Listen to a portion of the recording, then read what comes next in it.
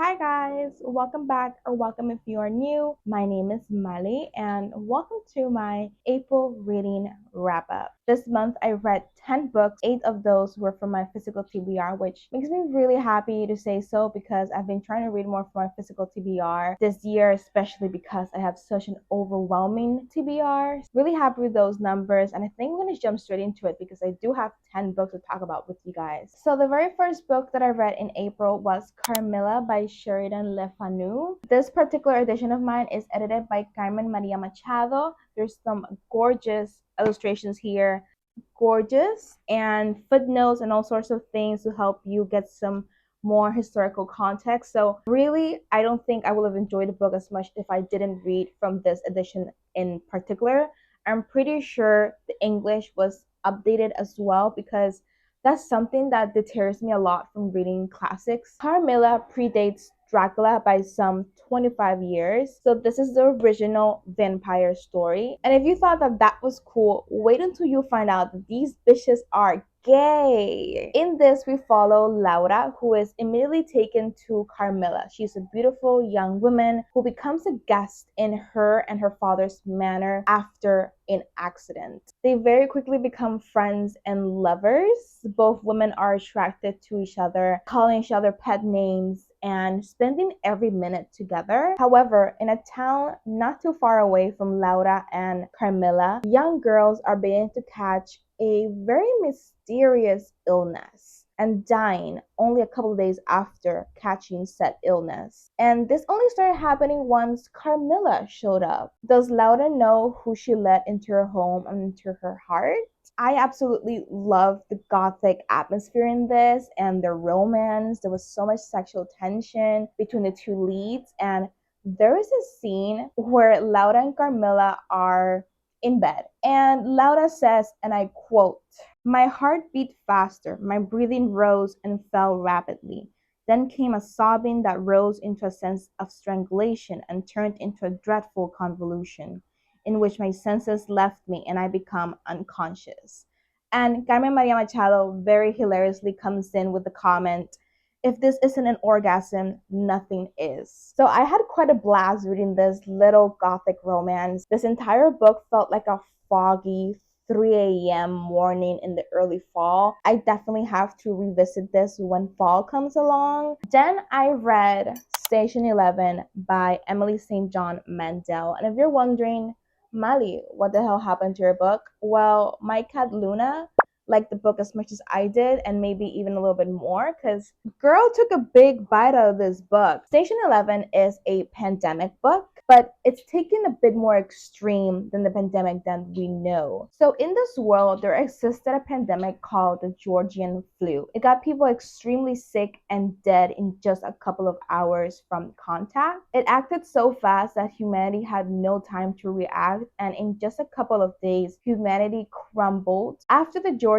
flu wipes out almost everybody from existence, the narration picks up some 20 years into the future. It is then that we are introduced to a world where running water, electricity, and Wi-Fi don't exist. And it is in that new lawless landscape that we are introduced to some of our main characters. Kirsten was only a child when the Georgian flu ravaged the world. She was an actress in the previous life and she's an actress in the current life. She is part of a traveling troupe who move around the country, bringing music and art and culture to what's left of humanity. I really love this novel. I've been having such a blast going through Emily St. John Mandel's work in the past couple of months because last month it was when I read Sea of Tranquility and I absolutely adored it. And again, much like in Sea of Tranquility, I really liked her blend of plot and characters. I found that both of these elements moved the plot along. It was very addictive, very entertaining, very fast paced in some parts. I don't usually read books like this. Like, I don't usually read books with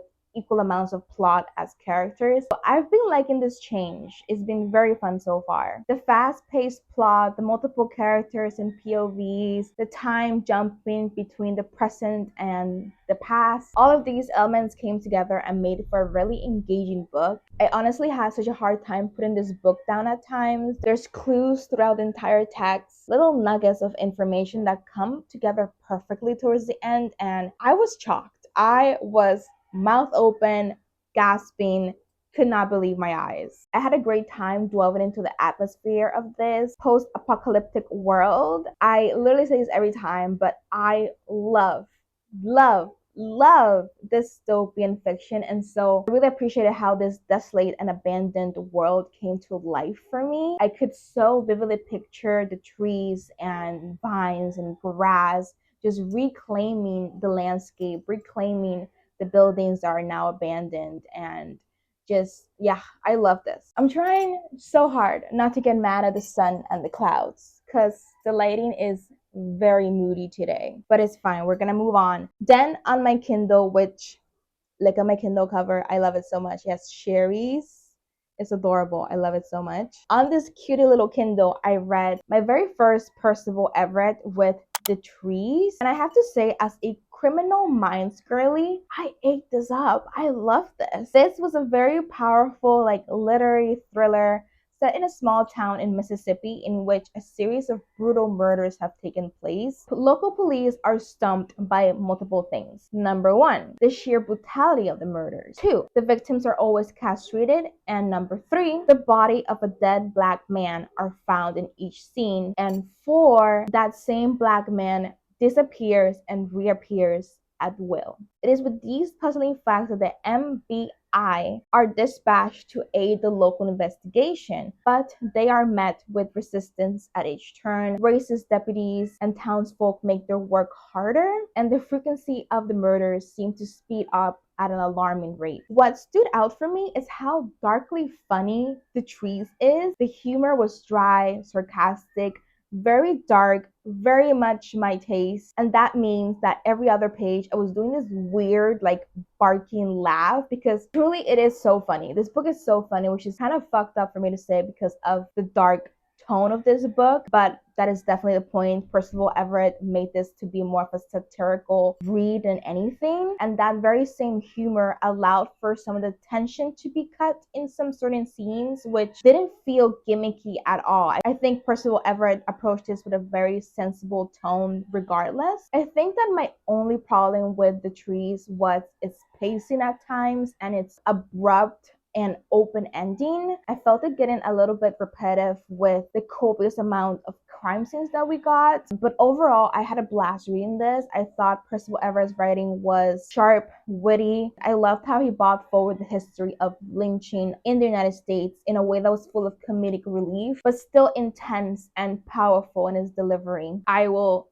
definitely be reading more Percival Everett in the future. I really want to read James next. I heard that it won, what was it, the Pulitzer Prize recently, so I'm really excited for him. Love how we started with sunlight in the video, but now it is cloudy.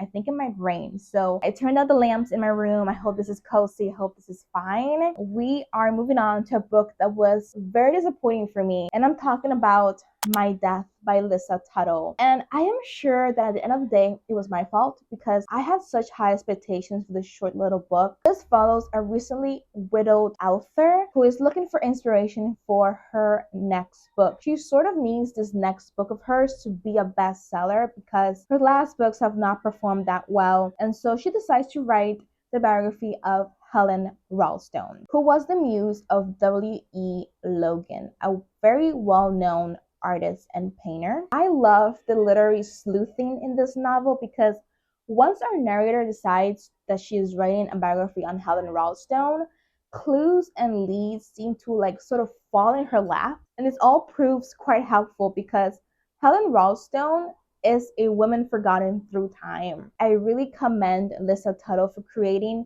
fictional characters that felt real. Doing a Google search quickly made me realize that Helen Ralston never existed.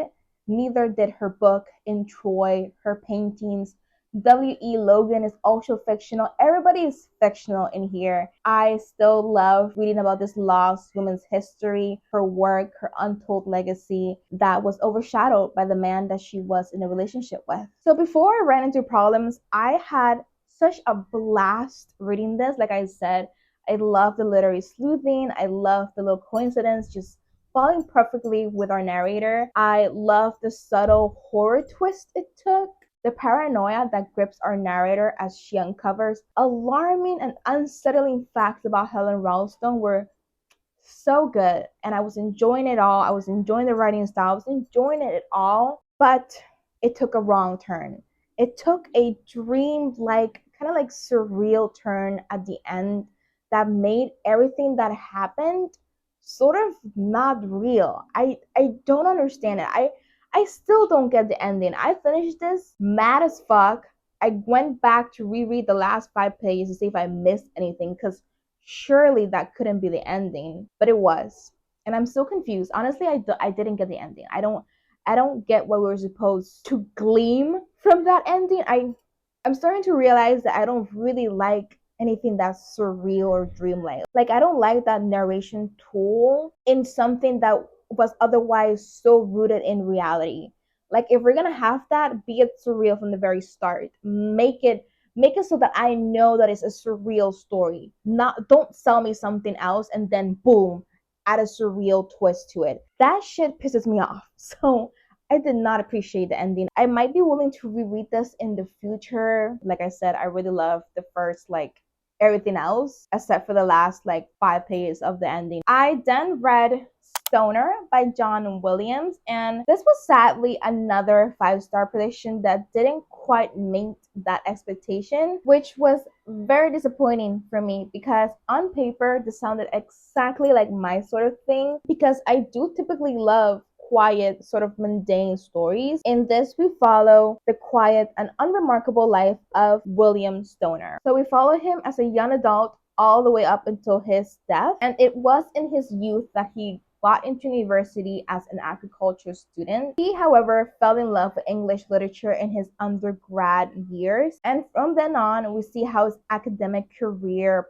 progresses. So he completely ditches the agriculture degree, switches to English, becomes a teacher's assistant, I think it was, and then later down the road, he is a professor with tenureship at the very same university that he studied. In the meantime, we also see his personal life. We see him fall in love with this young girl, have a daughter. We see his domestic life and how that sort of like falls apart. And then we see him start an affair with this young girl. This was very slow, mundane, and routine, which I love. I love the writing in this. It was very beautiful, and it sort of like captivated me so that when I was reading this, I really couldn't put it down. I wouldn't notice when the pages started flying me by. And I do love a character-driven plot, so I should have loved this more, but I found that even though this was about William Stoner and about his life and we followed him very, very closely, I still felt quite distant from him, which was a very weird thing to experience while reading a book about his life, to feel still quite distant from him and feeling like I didn't know him that well. So that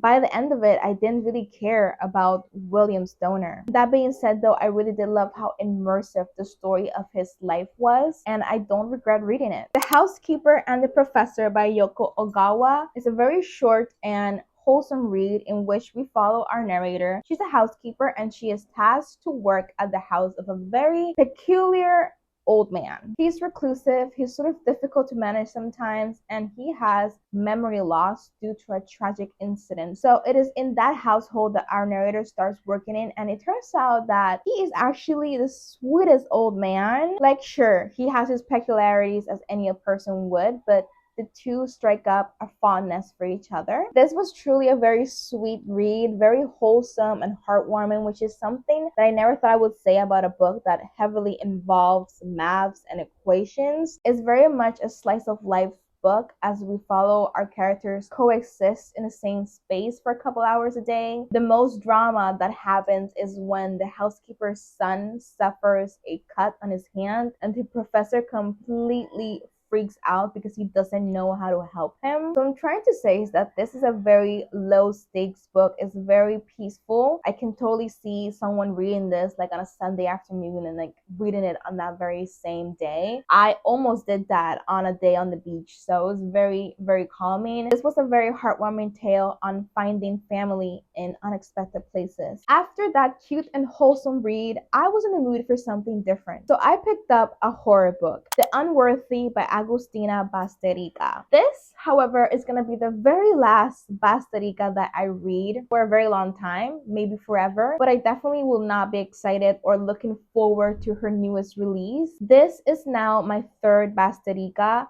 I previously read Tender is the Flesh and her short story collection 19 Claws on a Blackbird. And both of those didn't quite work for me, so already I was quite apprehensive about her newest release, but I was still willing to give it a shot and see how I liked it. But in the end, it did disappoint me. The Unworthy is set in a post-dystopian convent that's quite violent. They call themselves the Sacred Sisterhood. However, they're less religion-leaning and more cult leaning than anything else. Their leader is a sadistic woman who loves doling out cruel punishment to the lower members of the church. Our narrator is one of such women who are called the unworthy. They are women who belong in the lower caste of the church. My problem with Basterica, and I guess with this novel, is that she had a great concept, like truly honestly, a great fucking fantastic concept. I mean, you have cult nuns against the backdrop of a post-apocalyptic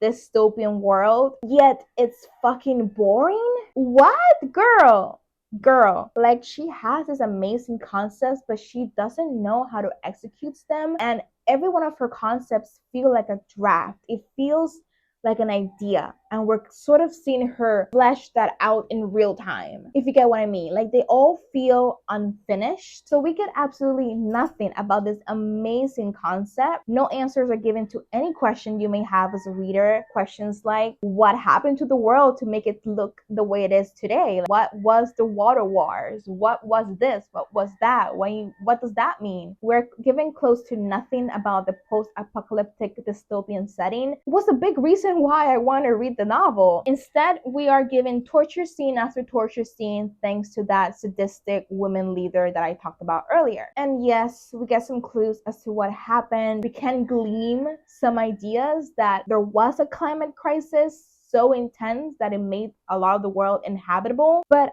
I didn't appreciate being left in the dark about things that everybody else knew about, but I did. And for such a short book, I was bored. Moving on, we then read On the Calculation of Volume by Solveig Bale. I'm sorry, I feel like I butchered that. I feel like everybody has seen this book floating around, and for really good reason. This was absolutely amazing, but just in case you haven't seen it, this follows a woman going through the same day over and over again. She's stuck in a time loop with no idea how she got there and no idea how to get out of it. I love strange literary fiction that presents unexplained circumstances. In this instance, I did not mind having no answers to some of the questions that arose in me, because Tara, our narrator, also had no idea what was going on. She had no answers to give, and so I didn't mind being in the dark with her. We were both trying to figure it out as we went along. You would think that a book about the same day over and over again will become boring and repetitive, but in fact, I found that to be the opposite. Tara's observations will bring a new perspective to each November 18th, bringing almost a magic to the very mundane days that she is now living. It was also very interesting seeing her explore the limitations of her situation and sort of figure out what she could and couldn't do in her time loop. And actually, a lot of this novella reminded me of the early days of the pandemic. The waiting, the slow desperation, the mundanity, the loneliness. I felt the hope that Tara felt at the very beginning, and then later the confusion and the sort of acceptance of her situation. The straightforward prose was another thing I really enjoyed. It's the type of writing that I really love because it's a both sharp yet tender in its meditations reflections on time, loneliness, love, writing as a healing balm and as a way to mark history. Honestly, I really enjoy this, and I will be reading the next book in an installment. I'm actually waiting for it to come in the mail, so I'm really excited for that. Then we have a really fussy book. A book that has garnered some attention. It was an anticipated new release. I just really like the sound of it. And I am talking about Hungerstone by Kat Dunn. This is a Carmilla retelling, and seeing as how I read the original Carmilla earlier this month, I was really excited to dive into more lesbian vampires. But I gotta say that as a Carmilla retelling, I found that it lacked in that aspect. So in this, we follow Leonore. She's wife to Henry, a CEO of a steel company. And Leonore is moved from a very comfortable life in London to the countryside, in which she is now the sole responsibility of this dilapidated and abandoned manor, Nethershaw. She is tasked with bringing life to Nethershaw, repairing it, just in time for a hunting party that her husband wants to throw at the end of the summer. And like the original, Carmilla is introduced to Leonore's life via carriage accident. The couple take in Carmilla, and it is Leonore's responsibility to bring her back to health. So while I was in the thick of this book, I honestly was having a really fun time. I had no complaints. It was fast-paced, entertaining, and I found that the plot and the characters equally moved the story along, so I really liked that. I was entertained, which is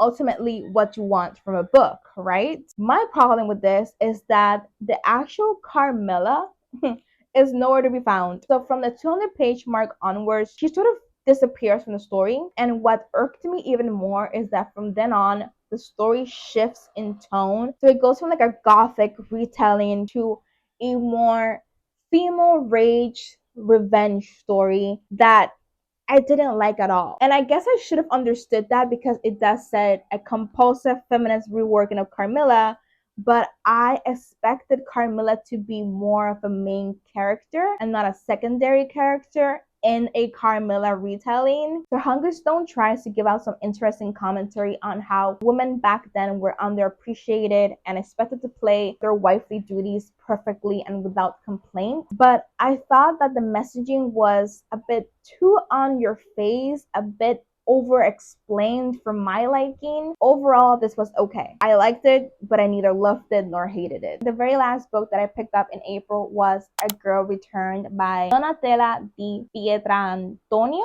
This follows a 13-year-old girl who, for reasons unknown to her, is sent away from a family that she thought she belonged in to her birth mother. She is told that this large 6-member household crammed together in the same apartment is her original family. Told through her voice, we see her as she comes to terms with her new lifestyle, which was previously very comfortable and quite lavish, to one living in poverty and sharing a room with various little siblings and older siblings. Only one person takes sort of a pity on our main character and who helps her find her footing with her new family, and that person is her sister Adriana. The two strike up a friendship and a deep sisterhood that help each other survive their harsh surroundings. This is a very melancholic coming of age, which I found absolutely beautiful. I love following our narrator as she acclimated to her new reality. I love seeing her resilience to thrive and grow. The writing was gorgeous, and I think if you are an Elena Ferrante fan, you should pick this up. I found a lot of similar themes with that of Ferrante's work. So for example, you have themes of poverty, girlhood, and education. If you want something that feels like Elena Ferrante, I think this is the one. This is also translated by Elena Ferrante's translator, so it is quite reminiscent of Ferrante's work in their writing style as well. So honestly, if you miss Elena Ferrante, if you have gone through her backlist and you don't have anything else to read by her, you should pick this little gem up. It's quite underrated in my opinion, and I'm really glad that I ended April on a very high note with this one. Those are all the books that I read in the month of April. Let me know what you guys read in April. Let me know what were your favorites of the month. I think my personal favorites were Station 11 and On the Calculation of Volume. I really adored those two books. And so I'm curious to know what you adored in April. If you have read any of the books that I read in this video, please let me know. And if you watch until the very end and don't know what to comment, comment a theater or like mask emoji for Station 11. So thank you guys so much for hanging out with me today. I will see you guys very, very soon with a new video. Goodbye.